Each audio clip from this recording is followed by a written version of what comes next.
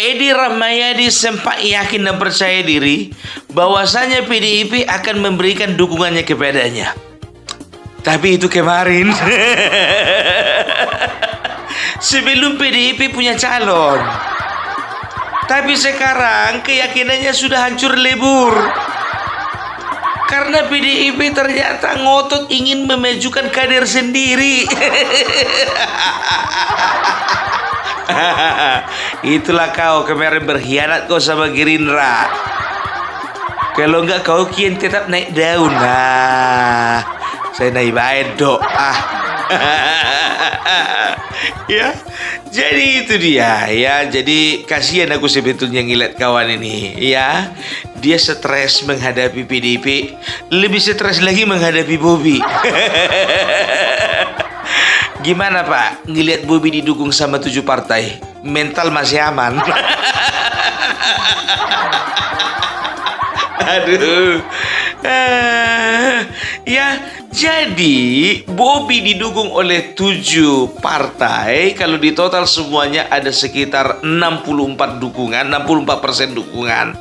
Ya, karena memang ya mengacu pada Undang-Undang Nomor 10 Tahun 2016 Pasal 40 ayat 1. Kok tahu Opung? Hafal. Ya tahulah, ya kan?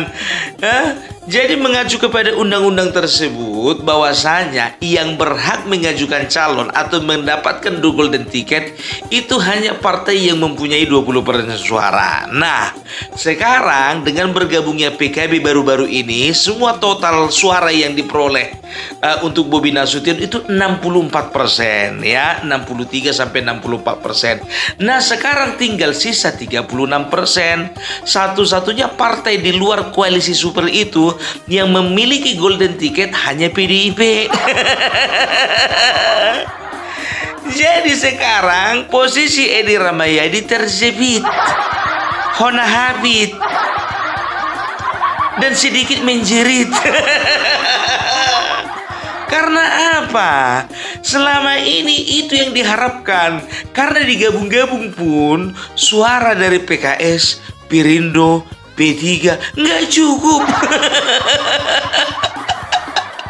Memang harus ada suara PDIP. Sementara PDIP juga dengan jumawanya, dengan pede, dengan yakin, karena memang sudah punya golden ticket, ya kan, berhak dong memajukan wakil sendiri, kan gitu. Kalau ada anak sendiri, ngapain diambil anak orang?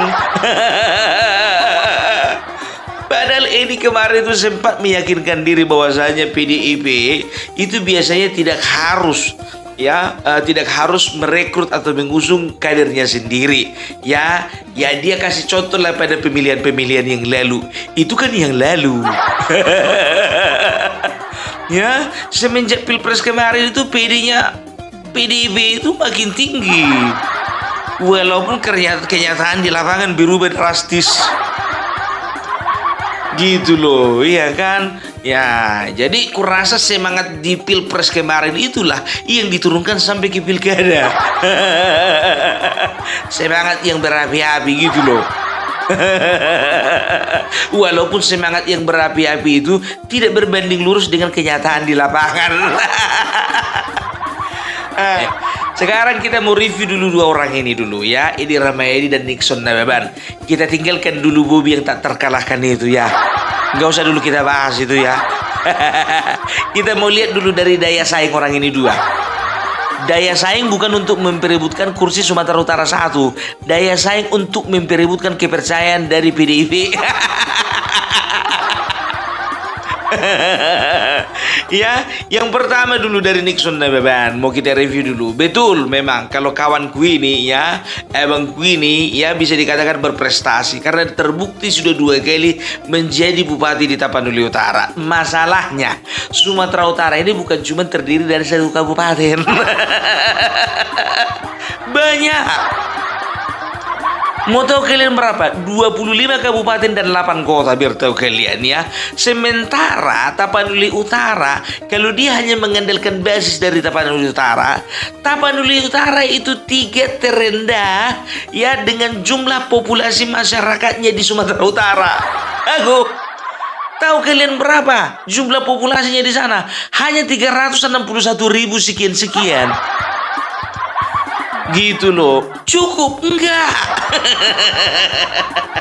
Dari segi ketokohan oke lah. Beliau ini bisa dikatakan salah satu pentolannya di PDIP Sumatera Utara. Betul, betul. Tapi maaf bang. PDIP di Sumatera Utara tidak seharum dulu.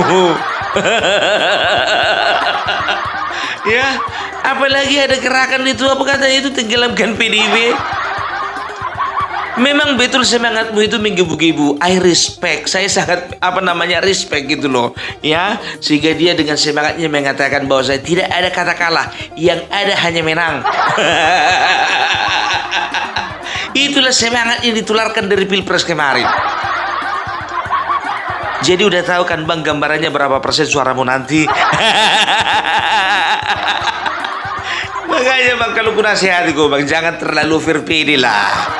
Nah, itu dia dari segi kemungkinan ya ini juga mungkin karena apa?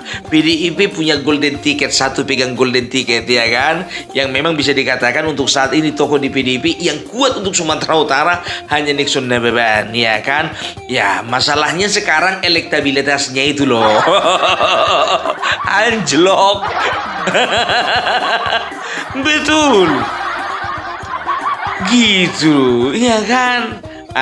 Jadi itu dari Nixon Nababan. Sekarang kita masuk dulu dari Edi Rahmayadi. Kok ketawa kalian sebelum ku review kawan ini? Ya, dari Edi Rahmayadi. Iya kan, kalau Nixon Nababan itu mantan bupati, Edi Rahmayadi memang mantan gubernur. Tapi masalahnya kalian dua itu setarap sama-sama mantan. Iya kan, itu dia. Tapi masih menang bang bang Nixon. Dia 2 kali. Kau cuma sekali kan. Itu dia. Itu pertama. Yang kedua dari segi prestasi. Maaf, prestasi mungkin bang Nixon Nababan itu lebih mentereng daripada Edi Rahmayadi. Karena apa? Edi Rahmayadi ini di beberapa pemberitaan dan juga testimoni dari masyarakat banyak kali janji-janji yang meleset.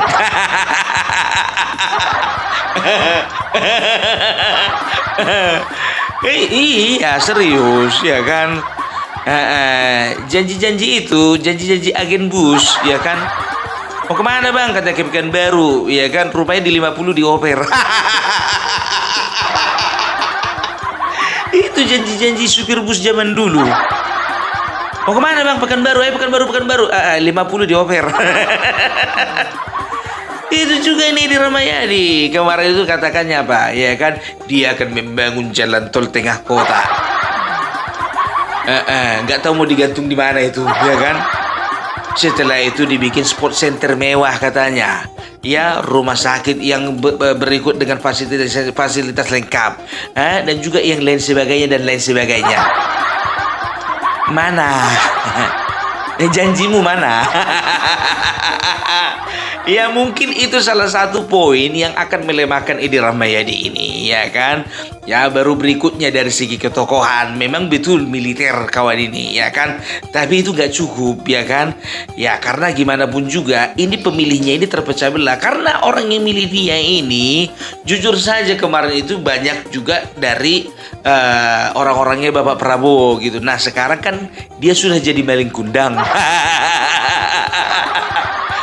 Salah satu sifat yang paling dibenci oleh masyarakat Indonesia itu adalah durhaka. Yakin aku pendukungmu gak sebanyak yang dulu. Di media sosial ku tengok juga pendukungmu gak berani keluar-keluar lagi. Karena dari segi ketokohan pun juga lebih menang ijek wakilmu itu daripada kau. Dari segi elektabilitas jujur aja lah kita ya kan. Itu dia. Dari segi kemungkinan, maaf, kemungkinan besar perahu Anda tidak bisa berlayar. Iya, karena apa? Kalau sempat PDIP ngotot itu mengusung yang namanya Bang Nixon Nababan, tenggelam kau. Tenggelam. Tidak memenuhi syarat gitu loh, ya kan? Itu kalau kita review dari sisi si Nixon, apa sih mana? Edi Rahmayadi. Nah sekarang begini, ada kemungkinan yang mungkin sebagian besar orang tidak memikirkannya. Apa itu? Kolaborasi antara Nixon Nababan dan Edi Rahmayadi. Ini dia, iya kan? Tapi kalaupun kolaborasi ini jujur saja, kekuatannya masih disangsikan. Tunggu dulu, jangan dulu nyampe ke situ. Sekarang masalahnya Edi Rahmayadi mau nggak? Ini manusia jujur aja, iya kan? Ini manusia ngototnya jadi gubernur ini. Nggak akan mau jadi cawagup ini. Nggak tahu diri. Iya kan? Padahal yang megang Golden Ticket itu PDIP. Kalau sempat dia ngotot, kalau sempat ngotot. Tapi kalau misalnya dia legowo, ya Bang Nixon jadi gubernur, dia jadi wakil gubernur, baru mungkin cocok.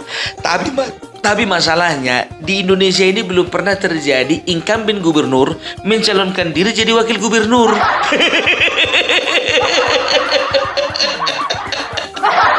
Belum pernah kutemukan, belum.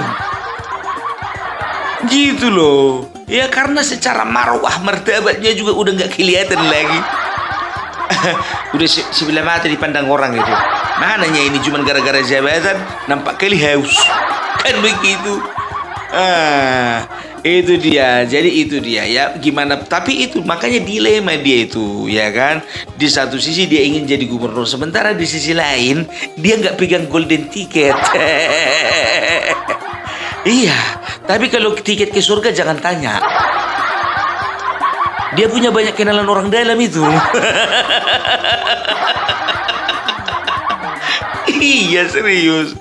Ya, kita sudah review kan yang dua-duanya ini kan. Jadi kalau dibilang sama-sama mungkin, duanya sama-sama mungkin. Sama-sama tenggelam katanya bisa jadi.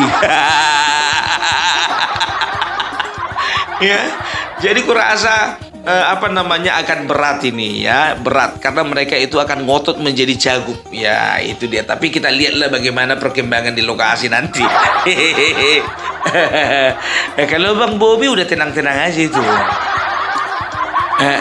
Iya kan, udah kita juga udah ready nih, ready for pencoblosan. Aduh, kok aku seolah-olah sedang mengendorse ya. Ingat ya, aku tidak mengendorse siapapun dan tidak menyudutkan siapapun. Aku hanya pembaca berita. Tapi pembaca berita sesuai dengan kenyataan dan fakta. Fakta di media dan fakta di lapangan. Itu pula. Ya, peluang kita besar. Karena saya ini kan penugasan dari Jakarta. Saya kan pengurus DPD DKI, kemudian tugaskan jadi bupati, 10 tahun saya memimpin Takut, kemudian saya sekarang ketua DPC, PDI Perjuangan. Itu Ibu Ketua Umum dan DPP Partai akan selalu melihat kader yang maju pesta demokrasi ini. Dan dari sisi kekaderan, tidak ada alasan bahwa saya tidak dimajukan untuk calon gubernur.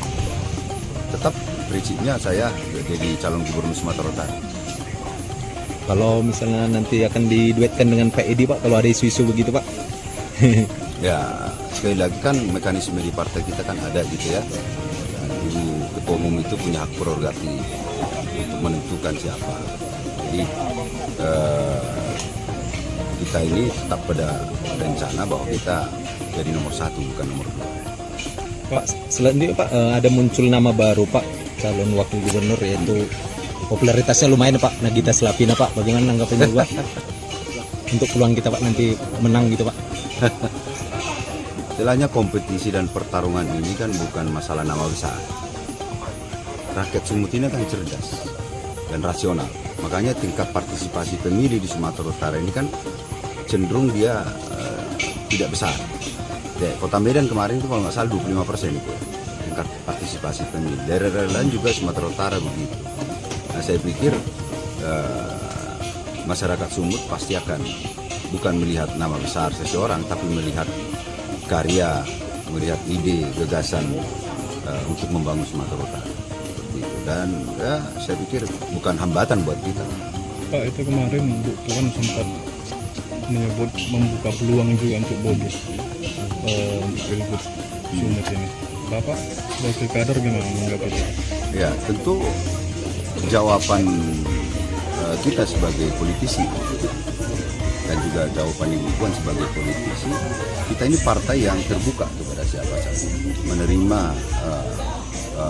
masukan. Tapi kembali tadi bahwa kita ini partai PDI Perjuangan ini dilahirkan adalah dari partai kaderisasi. Saya melihat itu sebagai sebuah keterbukaan partai kita. Bukan berarti malah itu akan menjadi didukung atau keterbukaan partai.